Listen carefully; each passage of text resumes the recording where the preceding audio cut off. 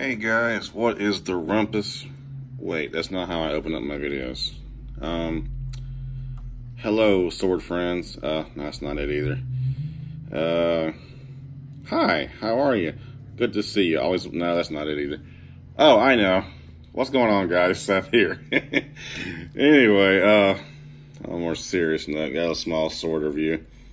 One of those swords I forgot about when I went to go do my cutting session at my parents' house the other day with my new HSTS. My dad and I haven't talked in about 2 years, so long story, but I'd given him this sword years ago, and he asked me if I wanted the sword back that I gave him, and I couldn't remember what the hell sword he was talking about. I figured it was one of those stainless steel wall hangers I had when I was a kid, but he brought this out to me.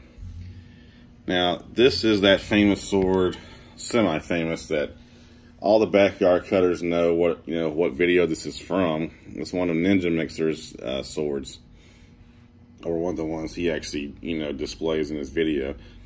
And while I agree it's a nice display piece, it's not really meant for anything other than a couple of water bottles now and then, because this is a Masahiro razor sharp engraved ninja. So it's one of the budget, like, I would even go so far as to say it's sub-budget. It's below the standards of like a Musashi 1060. The Ito is supposed to be leather, but it's basically some kind of plasticky pleather stuff. It doesn't feel good in the hand at all. It's very slippery. The diamonds are not even diamonds. We're not even going to have a serious review on this. We're just going to kind of discuss my thoughts on it. Typical dragon type iron, Suba type looking thing. I don't even think it's iron. It doesn't even feel like it's iron. It's more of a display piece that kind of reminds you of the 80s ninja flicks. Now, is it pretty? Yeah, it's pretty. I've done some sharpening on it. This was when I was first getting into sharpening, so this is what a sword would look like if you didn't tape off the blade when you started sharpening it. And you see it has a nice, quotation mark, nice fake wire brush hamon on it. It is sharp. I have sharpened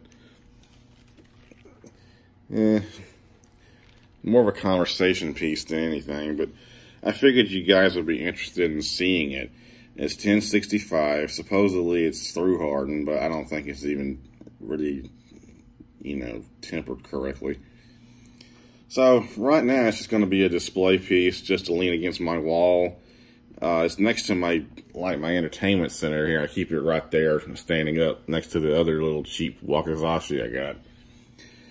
So it's one of those, if I happen to be answering the door and someone breaks in type of deals. Other than that, it's just, for looks and shits and giggles.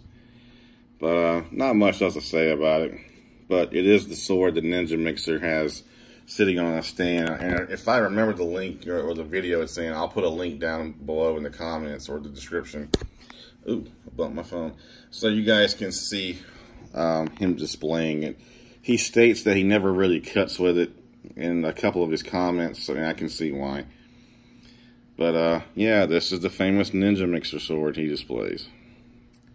And with that being said, I'll see you guys in the next video. One more thing, if you do want one of these, True Swords and Bud K have them for like $67 now. I think when I got it, I paid about $150, $140, which for this is fair. It would be safe to cut some soft water bottles, some pool noodles, hang on the wall type of deal. But anything other than that, you want to go a little higher end. Shoestring, Sageo. I'm all kinds of clumsy today. But yeah, shoestring Sageo, cheap Saya, no horn or nothing on the end.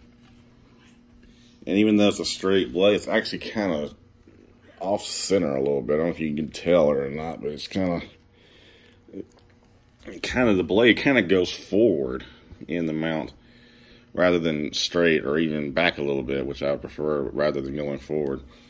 Anyway, that's enough about this sword. We'll see you in the next video. Peace.